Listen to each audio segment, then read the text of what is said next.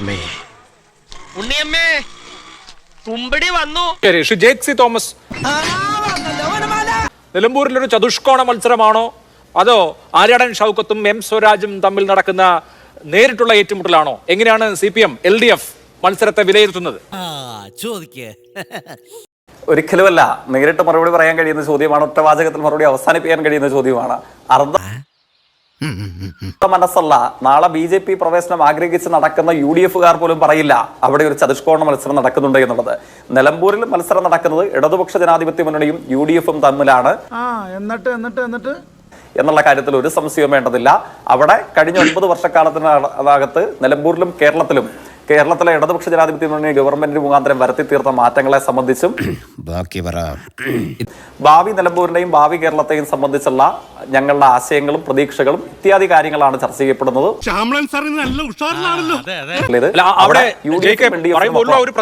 കഴിഞ്ഞ 9 വർഷത്തെ വികസനം മുൻനിർത്തിയാണ് മത്സരിക്കുന്നത് എന്ന് പറയുമ്പോൾ അതൊക്കെയാണ്. പക്ഷെ ആ വികസനത്തിന്റെ പ്രതിനിധി എന്ന് പറയാൻ കഴിയുന്ന അൻവർ, നിങ്ങളുടെ ഈ കഴിഞ്ഞ 9 കൊല്ലക്കാലത്തെ MLA, അദ്ദേഹവും മത്സരിക്കുന്നുണ്ട്. പറഞ്ഞിട്ടില്ല. അപ്പൊ അദ്ദേഹം പറയുന്നത് ഇതായിരിക്കും, ഞാൻ 9 കൊല്ലം ഇതൊക്കെ ചെയ്തു എന്ന്. എനിക്ക് തോന്നുന്നു ഇന്ത്യൻ ഭരണഘടന പ്രകാരം 18 വയസ്സ് പൂർത്തിയാകുകയും വോട്ടർ പട്ടികയിൽ പേര് ഉണ്ടാവുകയും ചെയ്താൽ ആർക്കും മത്സരിക്കാൻ കഴിയുന്ന ഒരു അന്തരീക്ഷമാണ് പൊതുവിൽ ഇന്ത്യൻ തെരഞ്ഞെടുപ്പുകളിൽ എവിടെയും ഉള്ളത്. നിലമ്പൂർ അതിൽ നിന്ന് വ്യത്യസ്തമല്ല, ഇന്ത്യയുടെ ഭാഗമാണ്. അതിനൊന്നുമില്ലേ? അങ്ങ് സൂചിപ്പിച്ച ചോദ്യത്തിന്റെ ഒരു വാചകത്തിൽ എനിക്ക് കറയറ്റ വിയോജിപ്പുണ്ട്. അത് മറ്റൊന്നുമല്ല, കഴിഞ്ഞ 9 വർഷക്കാലം നിലമ്പൂർ നടന്നു തീർത്ത വികസന മാറ്റങ്ങളുടെ ആകെ പ്രതിനിധി അല്ലെങ്കിൽ പ്രതീകം പണ്ഡിതനാണെന്ന് തോന്നുന്നു. അർത്ഥം പറഞ്ഞൊന്നും കേട്ടില്ലേ? അവിടുത്തെ ഒരാൾ മാത്രമാണ് എന്ന നിലയിൽ പറഞ്ഞാൽ അത് കാര്യങ്ങളെ തെറ്റായി മനസ്സിലാക്കലാണ്, അല്ലെങ്കിൽ കാര്യങ്ങളോടുള്ള ഒരു തെറ്റായ അപഗ്രഥനമാണ് എന്ന് പറയേണ്ടതായിട്ട് വരും.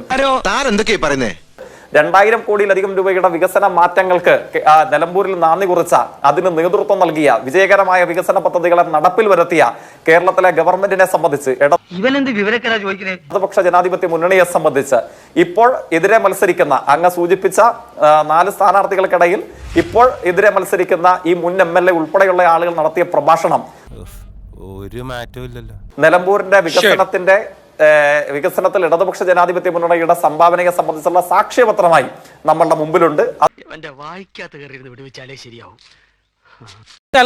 ഇടതുപക്ഷം പ്ലസ് ഒരു 10,000 മുതൽ 20,000 വരെ അൻവറിന്റെ സ്വന്തം വോട്ടുകളും കൂടി വന്നപ്പോഴാണ് നിലമ്പൂർ ഇടതുപക്ഷത്തേക്ക് വന്നത് 3.5 പതിറ്റാണ്ടിന് ശേഷം. ആ അൻവർ മൈനസ് ആണ്. ആ അൻവർ മത്സരിക്കുന്നു. അപ്പൊ ആ അൻവർ മത്സരിക്കുമ്പോൾ കഴിഞ്ഞ തവണ നിങ്ങൾക്ക് കിട്ടിയ വോട്ട് ആണ് അൻവറിലേക്ക് പോവുക എന്നുള്ളതാണ് UDF-ന്റെ കണക്കുകൂട്ടൽ. യുക്തിസഹമല്ലേ?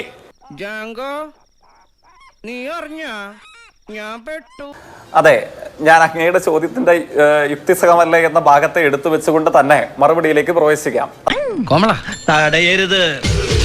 കേരളത്തിലെ UDF-ന്റെ നേതൃത്വം, എല്ലാ പേരുമല്ല, അന്തസ്സുള്ളവർ UDF-ൽ ഉണ്ടെന്ന് തന്നെയാണ്. അവരൊക്കെ ഇടതുപക്ഷ സ്ഥാനാർത്ഥിക്ക് വോട്ട് ചെയ്യാൻ ഹൃദയവിശാലത ഉണ്ടെന്ന് തന്നെയാണ്.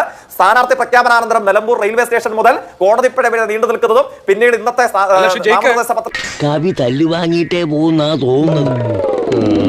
സമർപ്പിക്കുന്നതും സ്ഥാനാർത്ഥി പര്യടനവും ഒക്കെ കാണിക്കുന്നത് അന്തസ്സുള്ള UDF നേതൃത്വത്തെ തള്ളിപ്പറയാൻ ഹൃദയവിശാലതയുള്ള രാഷ്ട്രീയത്തെ സൂക്ഷിക്കുന്ന UDF പ്രവർത്തകർ നിലമ്പൂരിൽ ഉണ്ട് എന്ന് തന്നെയാണ്. അൻവറിനെ കൂടെ നിർത്താൻ UDF-ലെ ചില നേതാക്കൾ പരിശ്രമിച്ചു. നിങ്ങൾ അങ്ങോട്ട് ചെന്നതേ ഇല്ല, അല്ലെങ്കിൽ അങ്ങനെ ഒരു ശ്രമവും നടത്തിയിട്ടില്ല എന്നുള്ളതാണുള്ള വാദം. ശരിയാണ്, അൻവറിനെ കൂടെ നിർത്താൻ പരിശ്രമിച്ചത് UDF ആണ്. എന്റെ ചോദ്യം പക്ഷേ, അൻവറിന് സ്വതന്ത്രമായി സമാഹരിക്കാൻ കഴിയുന്ന വോട്ടുകൾ നിലമ്പൂരിൽ ഉള്ളതുകൊണ്ടാണല്ലോ അൻവർ ഇടതുപക്ഷത്തിന്റെ സ്വതന്ത്രനായി ജയിച്ചത് കഴിഞ്ഞ തവണയും അതിന് മുമ്പിലത്തെ തവണയും. ഇങ്ങനെ പോയാൽ സംഗതി കുഴയും. ശരി, അങ്ങനെ അൻവർ സ്വതന്ത്രമായി സമാഹരിച്ച വോട്ടുകൾ എന്ന ആ ഭാഗം മൈനസ് ചെയ്യുമ്പോൾ ബാക്കി പൊളിറ്റിക്കൽ വോട്ടുകൾ നിങ്ങളെ സംബന്ധിച്ചുണ്ട്. അതുകൊണ്ട് അവിടെ ജയിക്കാൻ പറ്റുമോ എന്നുള്ളതാണ് ചോദ്യം. ജയിക്കാൻ പറ്റുമെന്ന ആത്മവിശ്വാസം ഞങ്ങൾക്കുണ്ട് എന്നുള്ളത് കൊണ്ട് തന്നെയാണല്ലോ CPM-ന്റെ കേരളത്തിലെ ഏറ്റവും സമുജ്വലനായ ഒരു മുഖത്തെ തന്നെ അവിടെ സ്ഥാനാർത്ഥിയാക്കി. അതോടൊപ്പം തന്നെ ഭയങ്കരം തന്നെ ഈ രാഷ്ട്രീയ പാപ്പരത്വം, പകൽ തള്ളിപ്പറയുകയും രാത്രി പോയി കാല് പിടിക്കുകയും ചെയ്യുന്ന കേരള രാഷ്ട്രീയ പാപ്പരത്വം UDF കാണിക്കുമ്പോൾ അതിന്റെ 7 അയലത്തേക്ക് ഞങ്ങളില്ല, ഞങ്ങൾ തള്ളിക്കളഞ്ഞത് തന്നെ എന്ന അന്തസ്സുള്ള, നിശ്ചയദാർഢ്യമുള്ള, രാഷ്ട്രീയത്തിൽ അനുകരണീയമായ മാതൃകയെന്ന് ആർക്കും സ്വീകരിക്കാനും പ്രവർത്തിക്കാനും നിർവചിക്കാനും കഴിയുന്ന ഒരു മാതൃക സ്വീകരിച്ച് അങ്ങ് സൂചിപ്പിച്ച ഈ എഫക്റ്റിന് പുറകെ ഞങ്ങൾ പോകാത്തത് ആ നിശ്ചയദാർഢ്യം, ആ ബോധ്യം ഞങ്ങൾക്കുള്ളത് കൊണ്ടാണല്ലോ. ഈ നവ കമ്മ്യൂണിസ്റ്റ് പരിവാരത്തിൻ്റെ പ്രതിനിധി ചില വിഷയങ്ങൾ ഞങ്ങളെക്കുറിച്ച് ഉന്നയിച്ചു. എവിടെ പോണു? തൊണ്ട വെള്ളം കുടിക്കണം. അദ്ദേഹം ഈ തികഞ്ഞ ജനാധിപത്യവാദി ആയതുകൊണ്ട് ചർച്ചയിലിരിക്കുന്നവരുടെയും മറ്റാരുടെയും പേരുകൾ പറയില്ല, എല്ലാം പ്രതിനിധികളാണ്. അത് അദ്ദേഹത്തിൻ്റെ ജനാധിപത്യ ബോധം. ഞങ്ങൾ എന്താ UDF നേതാവിനെ ഞങ്ങൾ സ്ഥാനാർത്ഥിയാക്കിയെന്ന് അല്ല സഖാവേ. ഈ പാലക്കാട് ഉപതെരഞ്ഞെടുപ്പിൽ നിങ്ങൾ ആരെയാ നിർത്തിയേ? നീ അറിഞ്ഞ ഞാൻ പിന്നെ മാർക്സിസ്റ്റ് പാർട്ടിയുടെ ബ്രാഞ്ച് അംഗമായി പ്രവർത്തിച്ച് കയറി വന്നയാളെയാണോ? ഈ നിലമ്പൂർ ഈ ഉപതെരഞ്ഞെടുപ്പ് അങ്ങ് പേര് പറയാത്ത മുൻ MLA ഉണ്ടല്ലോ, ആ MLA 2016 CPM-ന്റെ ബ്രാഞ്ച് സെക്രട്ടറിയായി, ഏരിയ കമ്മിറ്റി മെമ്പറായി, പാർട്ടിയുടെ സഖാവായി വളർന്നു വന്നയാളാണോ? TK ഹംസ ഇന്നലെ പ്രസംഗിച്ചല്ലോ അവിടെ. ആ TK ഹംസ എന്ന് പറയുന്ന സഖാവ് നിങ്ങളുടെ MP ആയിരുന്നു, MLA ആയിരുന്നു, മന്ത്രിയായിരുന്നു. അദ്ദേഹം മത്സരിക്കുന്നതിന് തൊട്ടു മുമ്പ് ഒരു ഏത് പാർട്ടിയായിരുന്നു? എനിക്കൊന്നും ഓർമ്മ വരുന്നില്ല. നിങ്ങൾ മറ്റു പാർട്ടിയിൽ നിന്ന് ഒരാൾ നിങ്ങളുടെ കൂട്ടത്തിൽ വന്ന് മത്സരിക്കുമ്പോൾ അത് ബെർമൂഡ ഇടുക.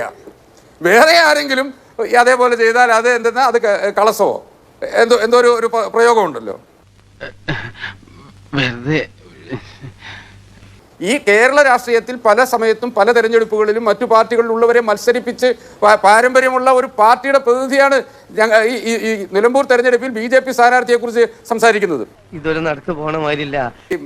രാഷ്ട്രീയ ആദർശവും രാഷ്ട്രീയ തത്വസംഹിതകളും തത്വ ദർശനങ്ങളും എല്ലാം പറയുമ്പോൾ സ്വന്തം കാര്യം കൂടി ഒന്ന് നോക്കുന്നത് നല്ലതാണ്.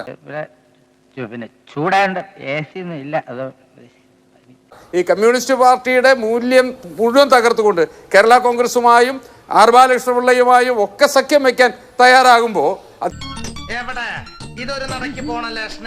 അധികാരത്തിന് വേണ്ടി എന്ത് വിട്ടുവീഴ്ചയും ചെയ്യാൻ തയ്യാറാകുന്ന കമ്മ്യൂണിസത്തിന്റെ അവസാനത്തെ ആണിക്കല്ലടിച്ചുകൊണ്ട് നിൽക്കുന്ന നേതാക്കന്മാരോട് ഒന്ന് പുനർവിചിന്തനം നടത്താൻ പറയുന്നത് നല്ലതായിരിക്കും. ഒരാൾ BJP-യിലേക്ക് മാറുമ്പോൾ മാത്രം അത് അപ്പാടെ മോശം, അങ്ങനെയല്ല ഞാൻ പറഞ്ഞത്. BJP ഉയർത്തുന്ന രാഷ്ട്രീയ ആദർശം ഞങ്ങളെ സംബന്ധിച്ചിടത്തോളം വർഗീയതയാണ്.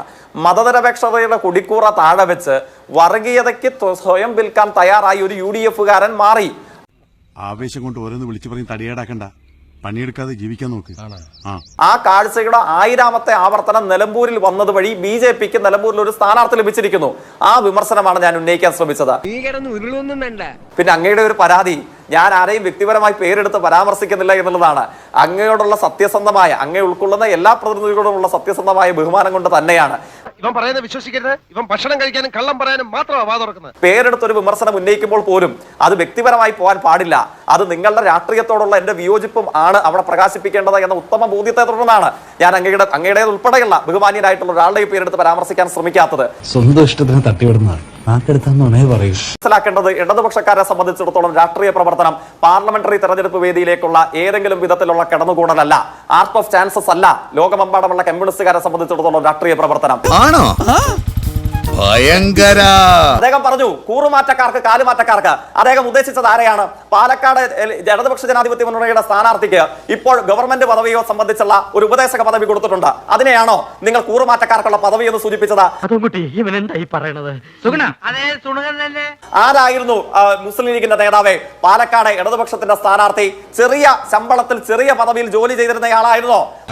നിങ്ങളോട് എനിക്കൊരു ദേഷ്യമില്ല. വിവരമില്ലായ്മ ഒരു കുറ്റമല്ലല്ലോ. അതെ. തൽക്കാലം ഇത്രയും മതി. വരട്ടെ.